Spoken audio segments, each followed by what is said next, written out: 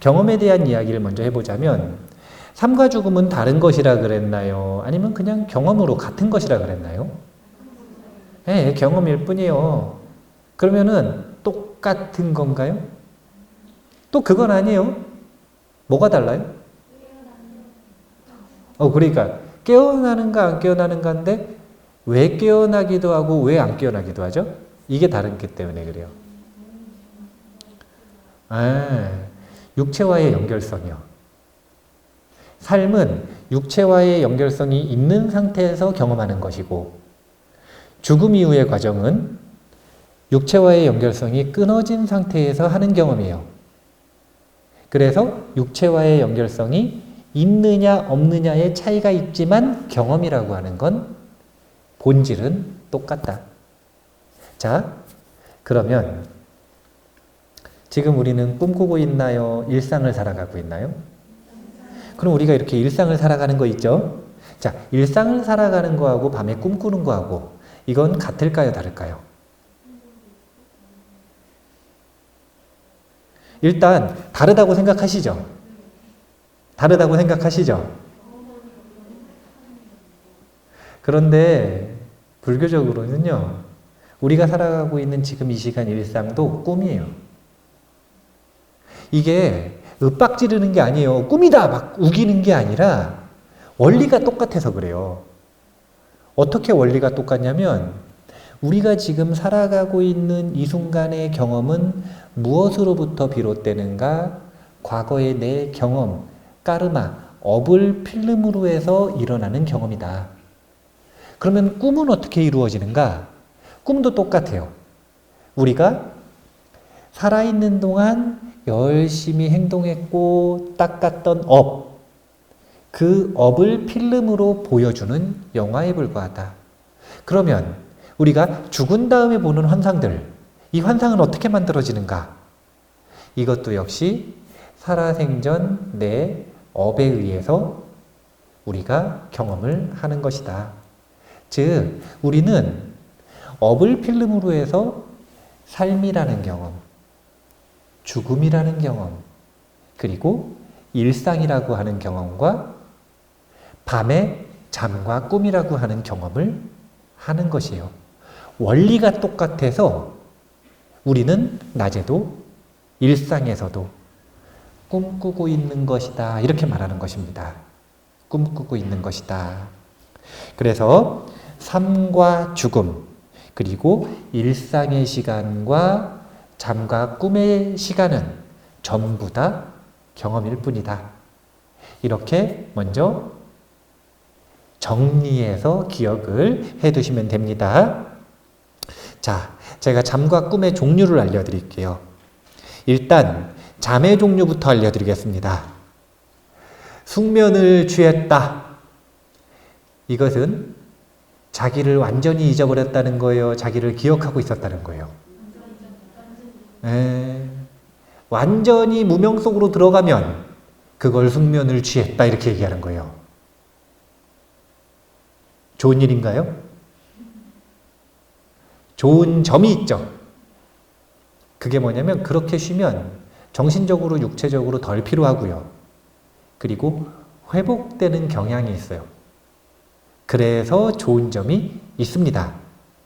그런데 수행을 하는 것이 본인의 삶의 근본 목적인 분들에게는 사실은 그렇게 좋은 경험은 아니라는 거예요. 왜냐하면 매일 밤 무슨 연습을 하는 거죠? 죽는 연습이 아니라 무명에 빠지는 연습을 하고 있으니까.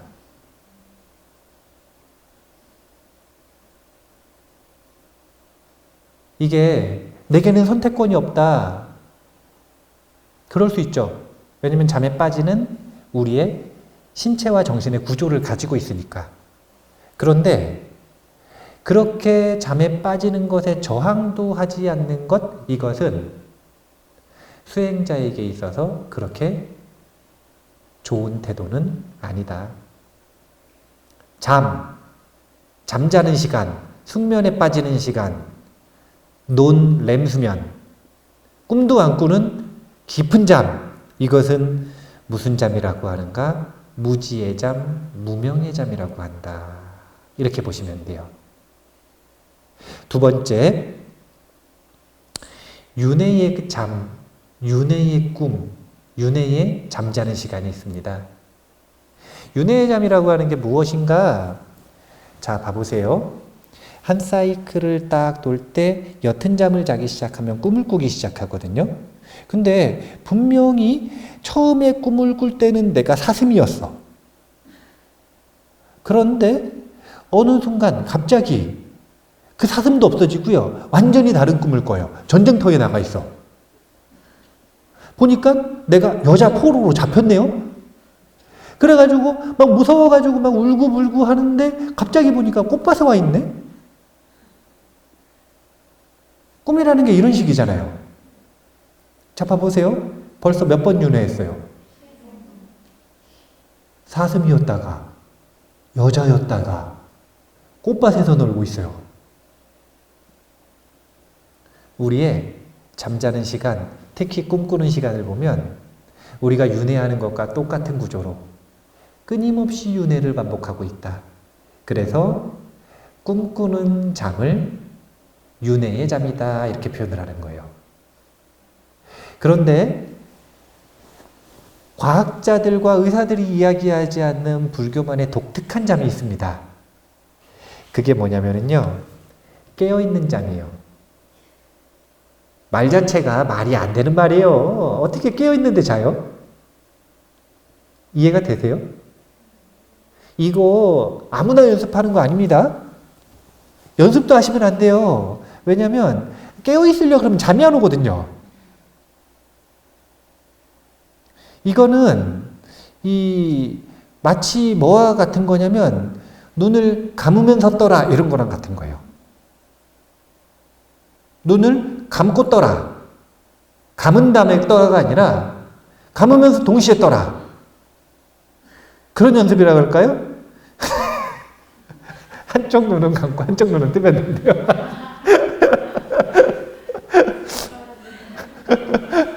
그런 거예요. 사실은 그런 거예요. 이게 뭐냐면 이제 성철 스님이 이 성철 스님 나름대로 제자들이 수행을 얼마나 했는지, 수행의 성과가 있었는지 이런 것들을 점검해 주시는 기준이 있었어요. 그 기준이 무엇이냐면 화두가 얼마나 오랫동안 성성한지 잘 들리는지 이것을 가지고 하는 건데, 일상을 살아가는 동안 계속 자기가 의식하지 않아도 자연스럽게 자동으로 화두가 들리는 거예요. 이걸 뭐라 그러냐면 동정이려라고 합니다. 이걸 넘어서면 꿈꾸는 시간에도 꿈을 꾸고 있는데도 화두, 의심이 들려 있는 거예요. 이걸 몽중이려라고 합니다. 이걸 넘어서면 꿈을 꾸는 게 아니라 깊은 잠에 들었어요. 그런데도 의심하고 있는 거예요. 이것을 오매이려라고 해요. 오매이려. 숙면이려라고도 표현을 합니다. 그래서 오매이려가 되면 이제 24시간 화두가 성성하게 깨어있다. 그래서 칠지보살 이상의 수준에 이르렀다. 이렇게 점검을 해주시는 거예요. 잠과 꿈의 명상을 쓰고 있는 거죠. 잠과 꿈의 명상. 그렇게 선정수행을 깊게 하다가 지관수행, 마음수행을 깊게 하다 보면 잠을 자고 있는데 분명히 내 몸과 마음은 잠들어 있는데 이 몸과 마음을 주시하고 있는 윗바사나의 힘은 남아있는 거예요. 이게 관의 힘이 남아있다. 그 관의 힘이 남아있는 것을 빛이 남아있다 이렇게 표현하는 겁니다. 의식에 빛이 남아있다.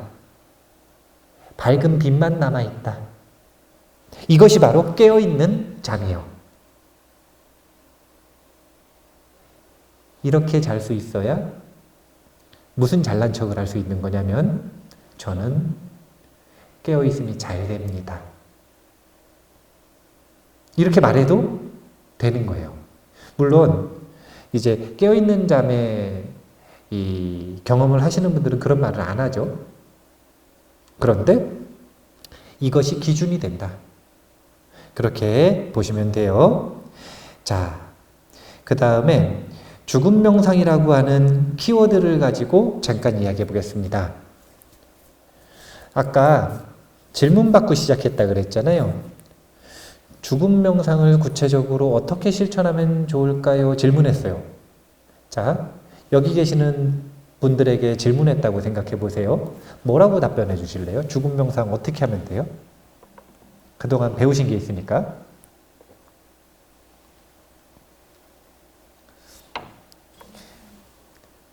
죽음 명상을 실천하는 방법은 첫 번째 가장 쉬운 것은요, 죽음에 대한 사유입니다.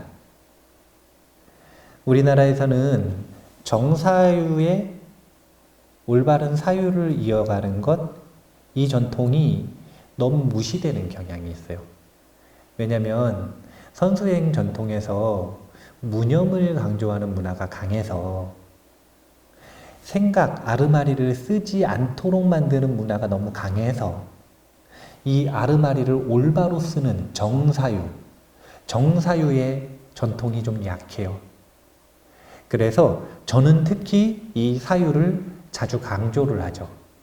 죽음에 대해서 생각하고, 죽음에 대해서 배우고, 죽음을 이해하고, 죽음에 대한 정보를 습득하고, 이런 올바른 사유 자체가 죽음에 대한 아주 중요한 명상입니다.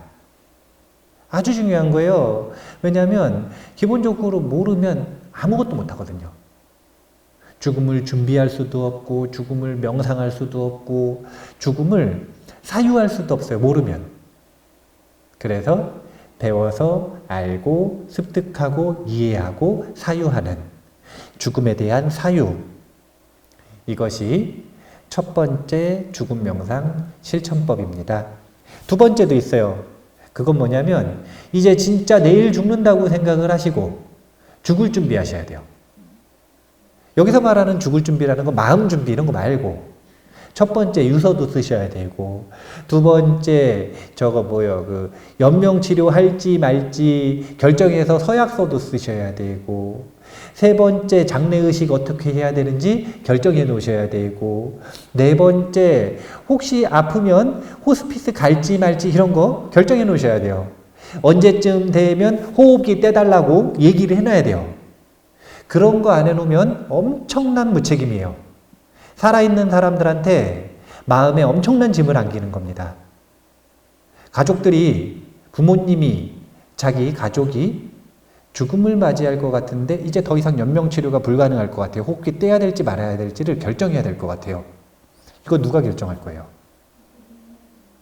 이거 결정하실 수 있겠어요? 누가 용기 내서 결정을 해도요, 어떻게 되냐면 평생 마음의 짐으로 남습니다. 나 때문에 죽은 것 같은.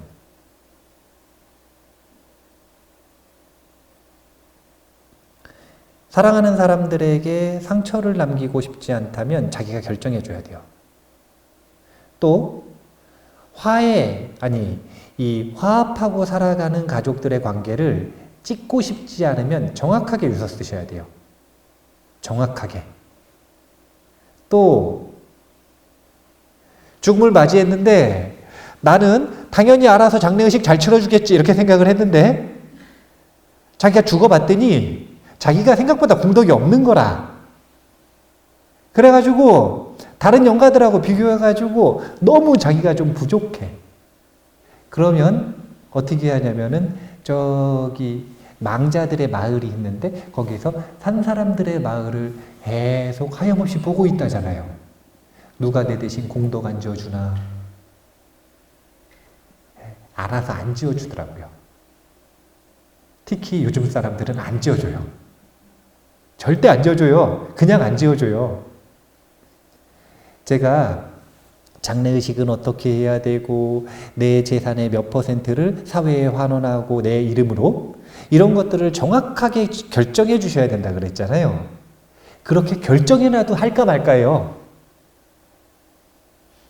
그렇게 정확하게 비율까지 결정해놔도 실천할까 말까라. 근데 안 정해놓으면 안 해줍니다. 나를 도울 수 있는 건 나뿐이요.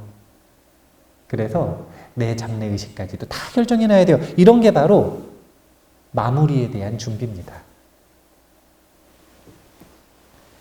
그 다음에 이제 본격적으로 수행인데요.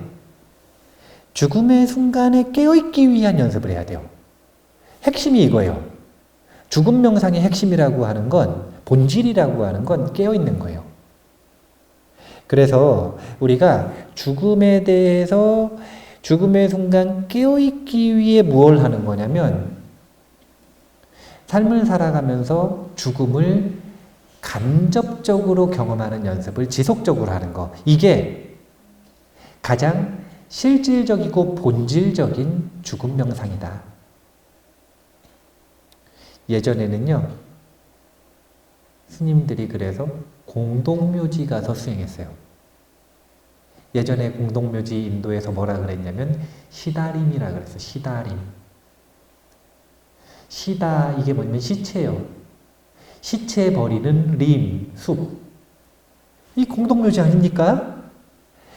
우리처럼 봉분을 만들어주질 않아요. 어떻게 하냐면 시체를 갖다 버려요. 그리고 나무를 요만큼 써요. 그래가지고 시체를 그을리면 그게 화장이요. 그러면 타다 말거든요? 그럼 이제 밤에 와서 이때부터 시작해서 온갖 동물들이 와서 다 뜯어먹어요. 살 다 뜯어먹고 나면 이제 구더기가 바글바글 들끓기 시작합니다. 그러다가 온갖 더러운 것들이 다 나오고 나면은 이제 백골이 색깔이 변하다가 으스러지고 흩어지고 이런 과정들이 일어나요. 그러면 스님들은 거기서 뭐 하느냐? 그거 보고 있는 거예요. 그러면서 무엇을 떠올리는가? 내가 이 몸과 마음이라고 하는 이치를 가지고 있는 이상 나도 곧 저렇게 될 것이다.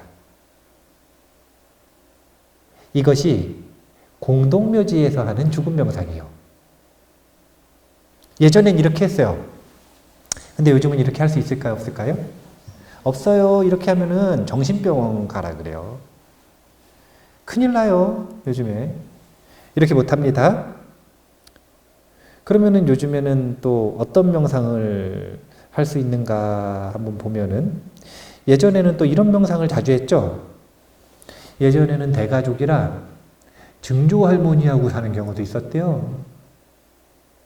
그런 경우가 있었어요. 그러면 돌아가시는 거를 잘 봐요, 못 봐요? 볼 수 있죠. 네. 그리고 예전에는 객사를 많이 했어요? 아니면은 살던 데서 많이 돌아가셨어요? 근데 요즘에는 다 객사라. 살던 데서 돌아가시는 분이 없어요. 그래서 지인과 가족들의 죽음을 경험할 일도 거의 없고, 두 번째, 경험을 해봐야 어차피 객사하시니까 옆에서 임종자를 볼 수 있는 경험이 없어요.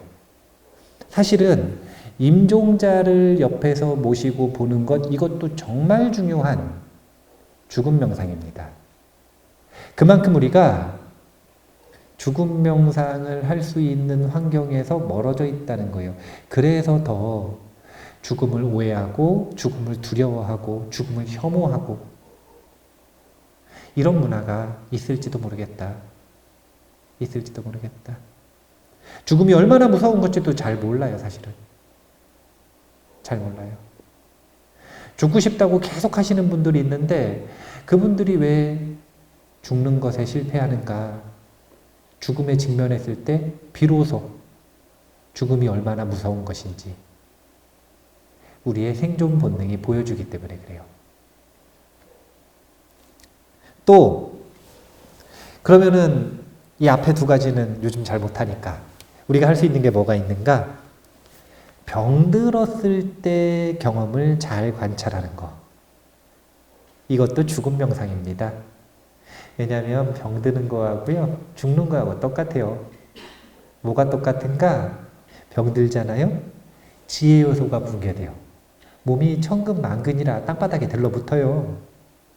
그 다음에 수혜 요소가 붕괴돼요. 갈증이 계속하고 입술이 터요. 그 다음에 화해 요소가 붕괴돼요. 추워요. 온천 가셔가지고 온탕 들어가도 추워. 병에 걸리면. 그 다음에 풍해 요소가 붕괴돼요. 헛것도 보고요, 헛소리도 하고요, 기억도 못하고 명료하지가 못해요. 죽어가는 거예요. 지금 풍해요소까지 갔으면 이제 거의 죽은 거예요. 그런데 아직까지 그래도 지수화풍공을 묶어주는 이 상카라의 역할이 강력하니까 이게 이제 생명력이 있다는 거거든요.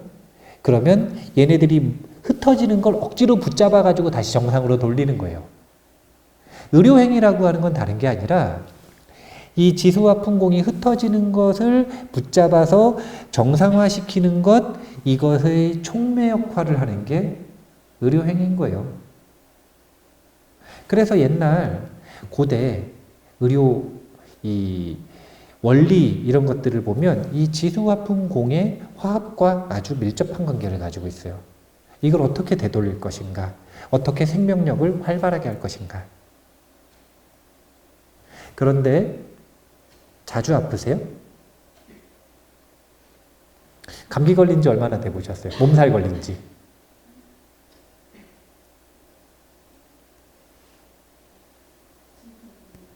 이게 죽음 명상 하고 싶다고 맨날 아플 수는 없잖아요. 그래서 죽음 명상, 실질적인 죽음 명상의 가장 좋은 기회는 바로 매일 밤 잠과 꿈에 드는 시간이다. 앞에 것들이 다 죽음 명상이에요. 근데 빈도수가 너무 낮아요. 뭐든지 그냥 자주 하는 게 최고 아닙니까?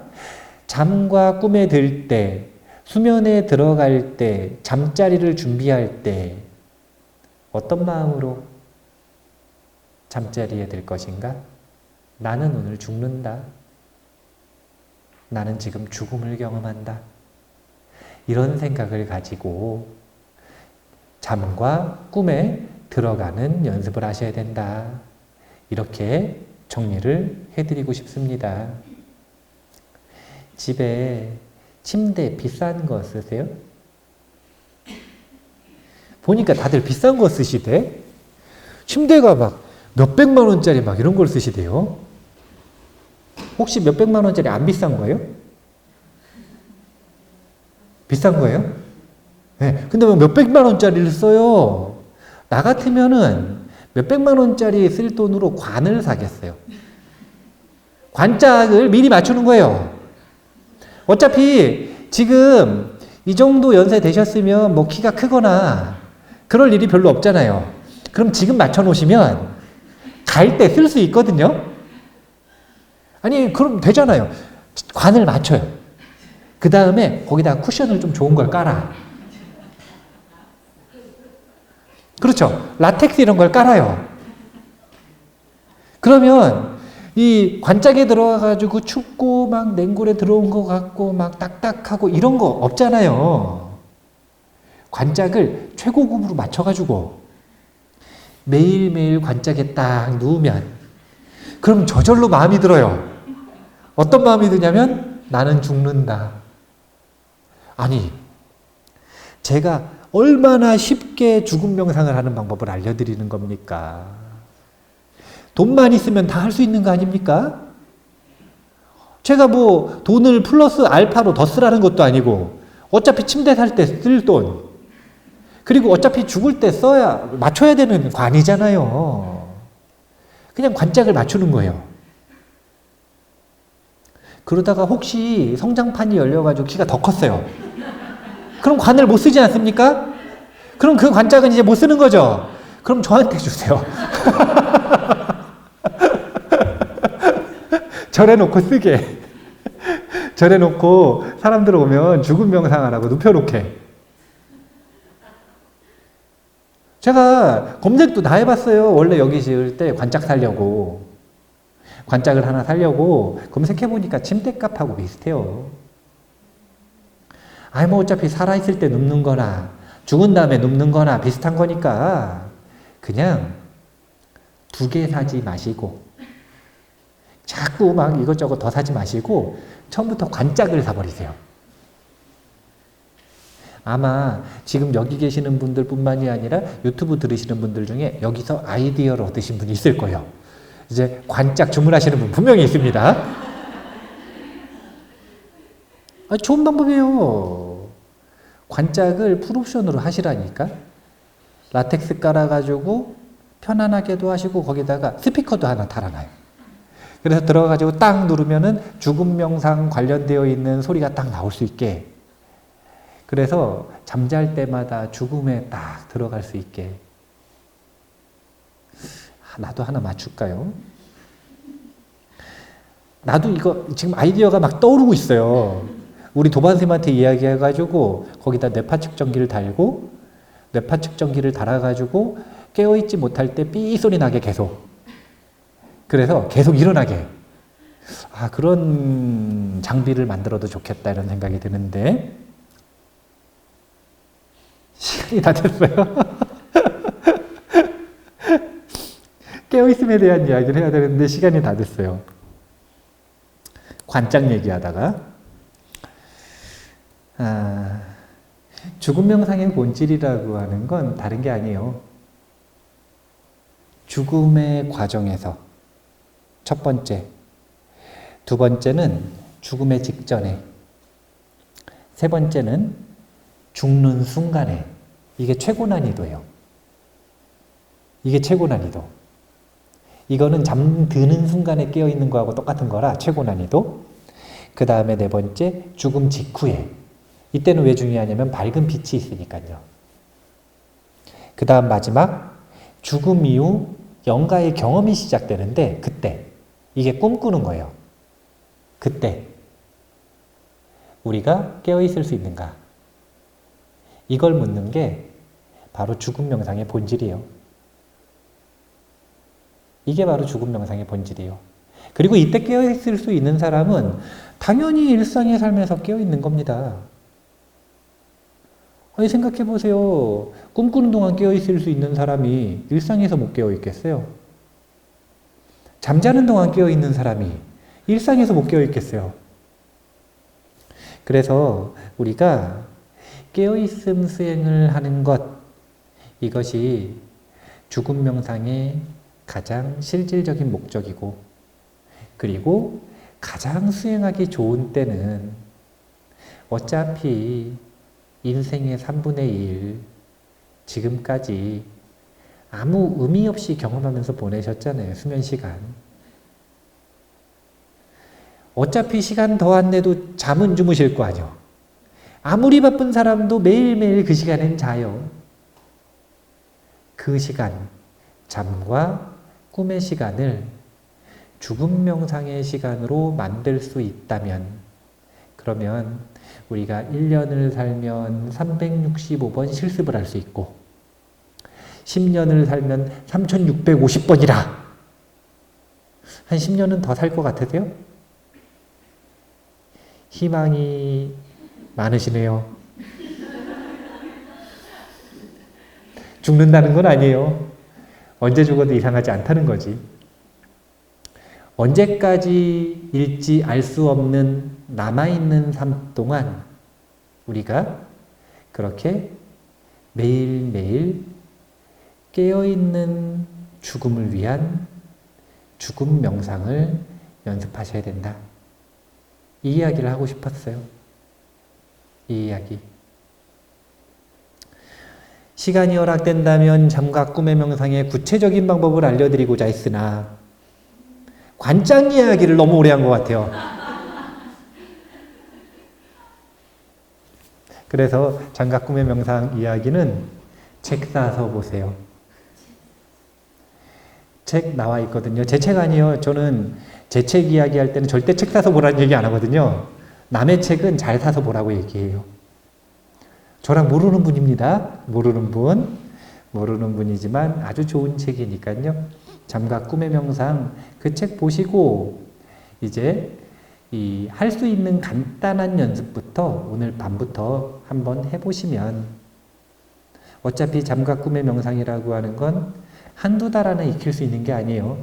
평생 하는 연습이니까 평생을 염두에 두고 인생의 3분의 1을 되찾는, 인생의 3분의 1을 깨어있는 시간으로 만드는, 인생의 3분의 1을 내 수행 시간으로 확보하는, 특히 죽음 명상의 시간으로 확보하는 그런 마음을 내셔서 공덕을 한번 지어 보셨으면 좋겠습니다. 열심히 잠과 꿈의 명상을 하신 분들은 나중에 천도제도 안 해도 됩니다. 이미 스스로 천도했으니까요. 열심히 하신 분들 있으면 제가 먼저 가면 천도제 좀 해주세요. 자, 그러면 오늘 이 잠과 꿈의 명상이라고 하는 죽음 명상 수행의 구체적인 방법 언급을 했습니다. 뭘 기억해야 된다라고 하는 것들을 정리해 드려 봐야 어차피 관짝이 제일 기억이 잘 날 것 같아요. 그러니까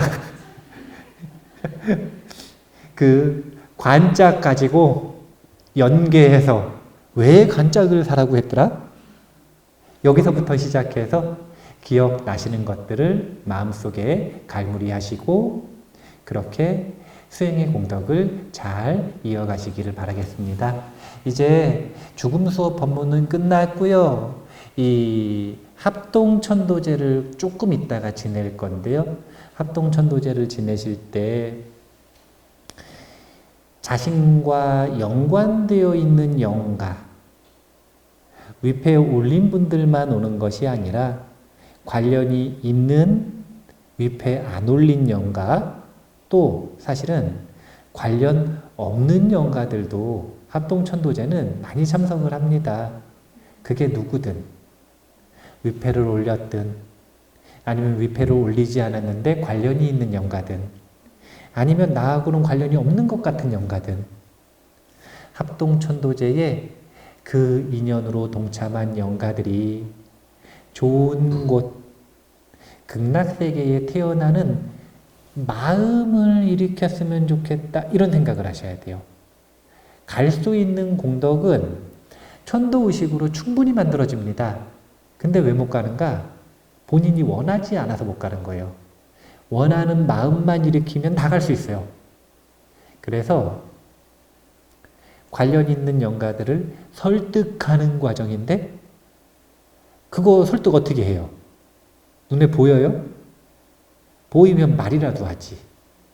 안 보이니까 어떻게 설득하는 거냐면 그렇게 관련되어 있는 합동천도제에 참석한 영가들이 극락왕생을 발언하면 좋겠다 이런 마음으로 이 합동천도제에 동참하시고 특히 나무아미타불 연불 대중연불할 때 그때 그런 마음으로 연불을 대신 잘 해주시면 영가들을 대신해서 대신 잘 해주시면 아마도 좋은 마음을 일으키지 않겠는가 이런 생각을 합니다. 자, 그러면 오늘 죽음 수업 법문 마무리하겠습니다. 감사합니다.